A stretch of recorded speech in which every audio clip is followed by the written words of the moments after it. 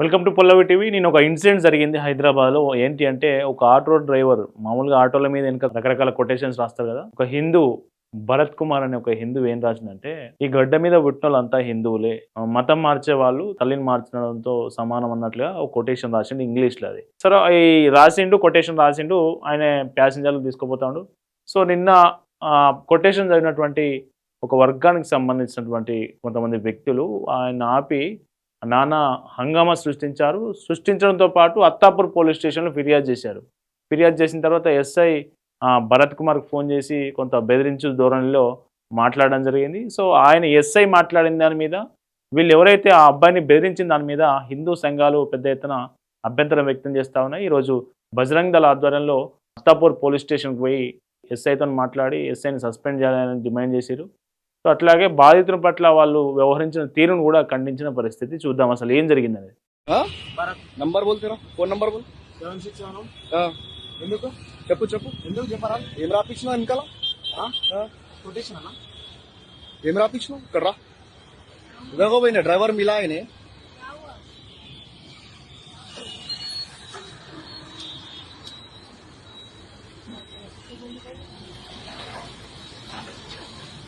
क्या नाम है तेरा? इमरान भाई. ఏం పేరు? నా పేరు ఎందుకు అన్న? నీకు ఏం రాపించినావు? ఏమైంది? ఏం రాపించినావు? ఏమైంది? ఇక్కడ రా భయ్య.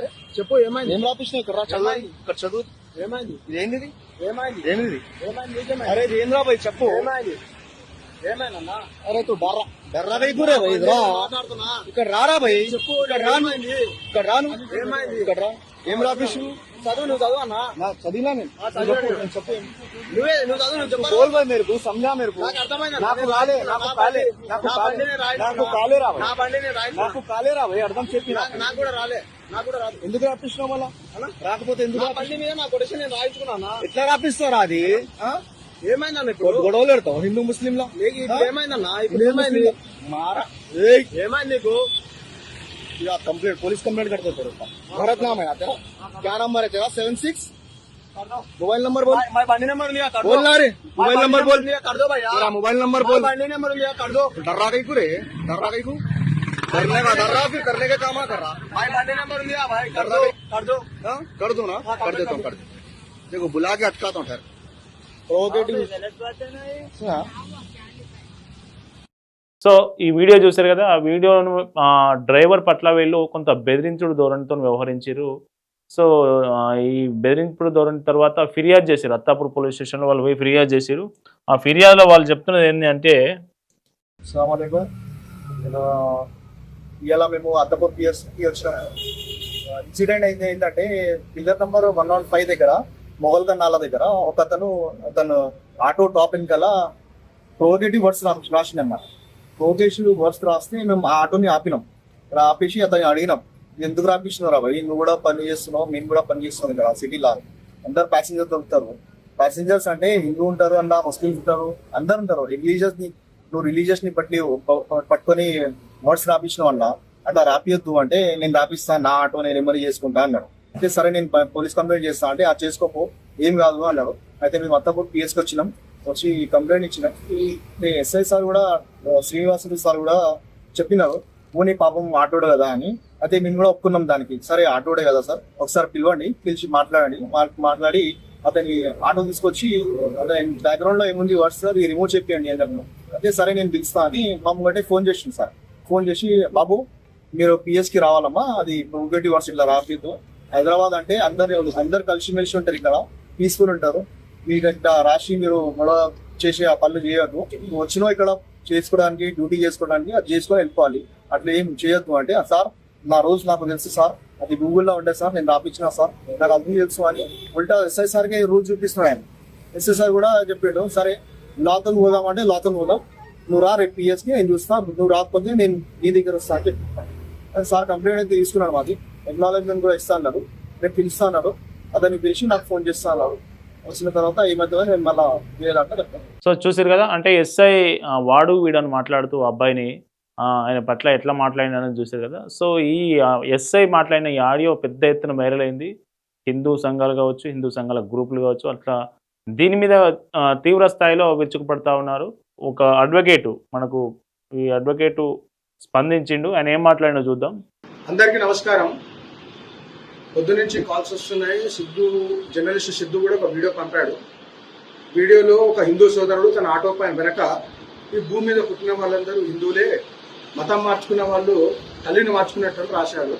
దానికి కొంతమంది ముస్లిమ్స్ ఆయనను అడ్డగించి క్వశ్చన్ చేస్తున్నట్టు, అత్తపూర్ పోలీస్ వాళ్ళు కూడా తనకు ఆ హిందూ యువకుడికి ఫోన్ చేస్తున్నట్టు తెలిసింది. తప్పేముంది అంటున్నా.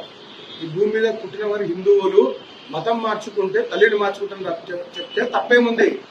365 రోజులు అజాన్ పేరు మీద మస్జిద్ మినరెట్స్ నుంచి మాకు రోజుకి 5 సార్లు మా దేవుడు తప్ప ఇంకో దేవుడు లేడు, అల్లానే దేవుడు అని చెప్పి మీరు చెప్తుంటే మేము వింటున్నారేమా? భావ ప్రకటన సైతం ఒక్కొక్కరికే ఉందా? హిందువులకు లేదా? అత్తాపూర్ పోలీస్ వారు ఫోన్ చేస్తున్నట్టు తెలుస్తోంది. పోలీస్ వారికి విజ్ఞప్తి చేస్తున్నాను, ఒకవేళ ఆ ఆటో పైన రాసినటువంటి వ్యాఖ్యలు తప్పైతే మస్జిద్ మినరెట్స్ మీద నుంచి మా దేవుడు తప్ప ఇంకో దేవుడు లేవని చెప్తున్న విషయాలపైన కూడా మేము చాలా చోట్ల కంప్లైంట్ ఇచ్చాం. నేనే స్వయంగా చాలా చోట్ల కంప్లైంట్స్ ఇచ్చాను. మరి దాని మీద యాక్షన్ ఏది? పుట్టిన వాళ్ళందరూ హిందువులే, భూమి మీద పుట్టిన వాళ్ళ హిందువులే అంటేనేమో ఫోన్లు చేసేటువంటి పోలీసు వారు ఈ కంప్లైంట్స్ మీద ఎందుకు యాక్షన్ తీసుకోలేదు? ఇల్లీగల్ గా మస్జిద్ మినరెట్స్ మీద స్పీకర్స్ ఉన్నాయి, లౌడ్ స్పీకర్స్, వాటి మీద ఎందుకు చర్యలు తీసుకోలేదో స్పష్టం చేయాలి.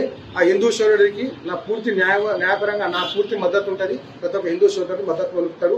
జై శ్రీరామ్. సో ఈయన మాట్లాడుతుంది ఏంటంటే, మనకు మసీద్ మీద నుంచి వచ్చే వాళ్ళు నమాజ్ చేసేటప్పుడు వచ్చే ఆ సౌండ్లో, ఆ వాక్యాల్లో కూడా దేవుడు ఒక్కడే, అతను అల్లా మాత్రమే, మా దేవుడే, మొత్తానికి దేవుడు అనే విధంగా ఆ వాక్యాలు అర్థం ఉంటుంది. మళ్ళీ వాళ్ళ మీద కూడా కేసు పెట్టాలి కదా. మా దేవుడు ఒక్కడే అంటే మిగతా వాళ్ళకి దేవుడు లేరని అర్థం కదా అని ఈయన సీనియర్ అడ్వకేటు మాట్లాడుతూ ఉన్నారు. సో ఈ ఇష్యూ మీద ఎప్పుడైతే అభ్యంతరాలు వ్యక్తమైనాయో మనకు అత్తాపూర్ పోలీస్ స్టేషన్ దగ్గరికి పెద్ద ఎత్తున హిందూ సంఘాల నాయకులందరూ వచ్చారు. బీజేపీ నాయకులు కూడా కొంతమంది ఉన్నారు. సో అక్కడేం జరిగిందో చూద్దాం.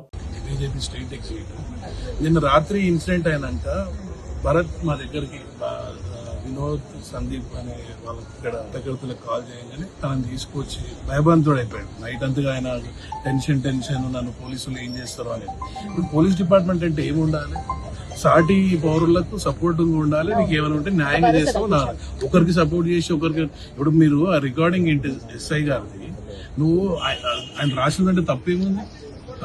ప్రతి ఇవాళ ఆటోల మీద world is Islam, world is Christian రాసి ఉంది. మరి వాళ్ళ మీద ఏం యాక్షన్ తీసుకుంటాడా? ఎస్ఐ తీసుకుంటాడా? ఇప్పుడు అమాయకుడు దొరికిండని ఇంకా హైదరాబాద్ కొత్త చట్టం ఉంది ఏమన్నా? ఆ రికార్డింగ్ లో హైదరాబాద్ లా వేయడా అంట. అది మన న్యాయం అంటే? నువ్వు మాట్లాడేటప్పుడు కూడా నువ్వు ఎస్ఐ నువ్వు రెస్పాన్సిబుల్ గా మాట్లాడతారా, లేకపోతే సాటి మనిషిని బెదిరిస్తారా? నీ బండి సీజ్ చేస్తా అంటే దానికి బండి సీజ్ చేస్తారా? ఇది ఇంకోటి నేను అందరికి ఏమని చెప్తున్నా, హిందూ సమాజానికి మనము ఇట్లా భయపడవద్దు. మనం అందరం గట్టిగా ఉండాలి, ఒకటై ఉండాలి. ఏవైనా ఇట్లా భరత్కి ఇప్పుడు ఎట్లా అయిందో మనం అందరం సపోర్టివ్ గా ఉండాలి.